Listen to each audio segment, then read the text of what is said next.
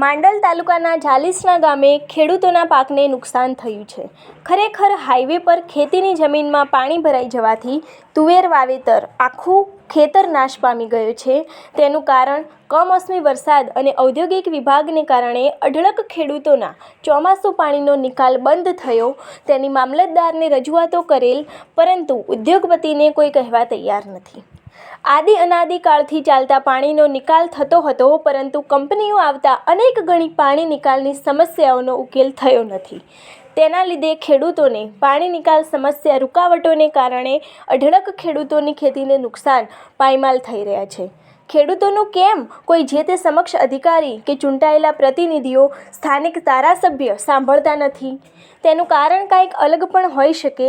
ખરેખર ખેડૂતો જગતનો તાત છે. તેને ક્યાં લઈ જવા માગે છે? તેને ન્યાય માટે વલખા મારવા પડે છે. ન્યાયતંત્ર જાગતું નથી, ઉગતું હોય તેવું જોવા પરથી સ્પષ્ટ દેખાઈ આવે છે. જે.કે. ઠાકોર, માંડલ.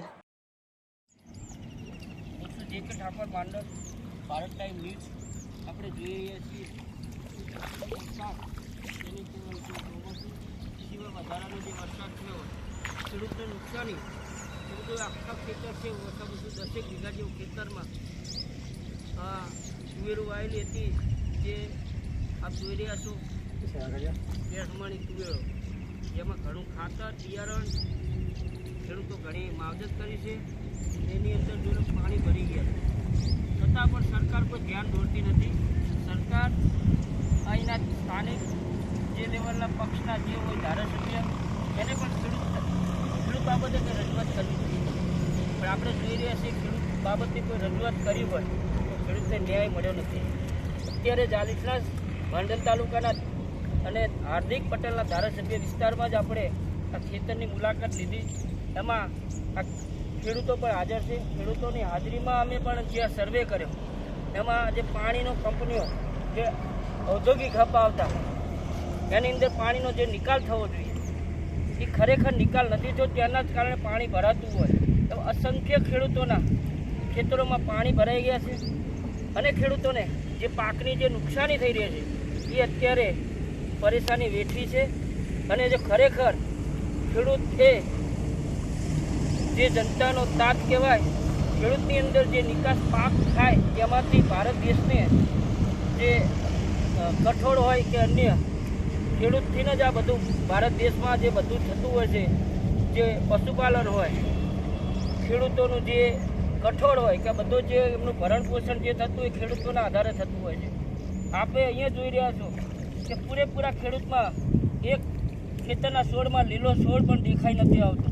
ખરેખર લીલો છોડ દેખાવો જોઈએ તો આપણે એ માની શકીએ કે કંઈક ખેડૂતોનો પ્રશ્ન હશે, પણ ખરેખર એવું નથી. અહીંયા જોઈ રહ્યા છો તમે, કેમેરો આ બાજુ ફેરવજો, આ બાજુ ફેરવજો, આપ જોઈ રહ્યા છો કે ખરેખર ખેડૂતને ધારાસભ્યને પણ રજૂઆત કરવી જોઈએ. 10-10 વીઘાના ખેડૂતોના જે પાયમાલ થઈ જતા હોય, જે મોંઘા બિયારણ, ખાતરો અને જે હાંકવાના જે ડીઝલોના ખર્ચા કરીને 10 વીઘામાં જો આટલું કર્યું તો સરેરાશ લાખ રૂપિયા જેવું આ એક ખર્ચો થતો હશે. ત્યારે આ 10 વીઘામાં તુવેરો આટલી માવજત થતી હોય છે મજૂરો સાથે. પણ ખરેખર જો આવું ખેડૂતો કરવા છતાં સરકાર અથવા વિરોધ પક્ષ કોઈ આને ધ્યાને દોરતું નથી. હજુ કોઈ સર્વે કરવા નથી આવ્યું. ખેડૂતોનું કહેવું એવું છે કે ઘણા લોકોને અમે રજૂઆત કરી, પાણીના નિકાલ માટે મામલતદારને રજૂઆત કરી, છતાં પણ પાણીનો નિકાલ નથી થયો. અને વારંવાર માવઠું ગમે ત્યારે ગમે તે સિઝનમાં આવી શકે છે. એના કારણે ગમે એટલી માવજત કરેલી હોય તેમ છતાં અહીંયા આટલું બધું ખર્ચ કર્યા છતાં ખેડૂતો અહીંયા અને કારા પાણીએ રોવાનો વારો આવે. હવે આપ જોઈ રહ્યા છો કે ખેડૂતોની જો આવી હાલત થતી હોય અને સરકારમાં બેઠેલા જે ધારાસભ્ય, ભાજપ સરકારના જે મુખ્યમંત્રી, એને પણ અહીંયા ધ્યાન દોરવું જોઈએ.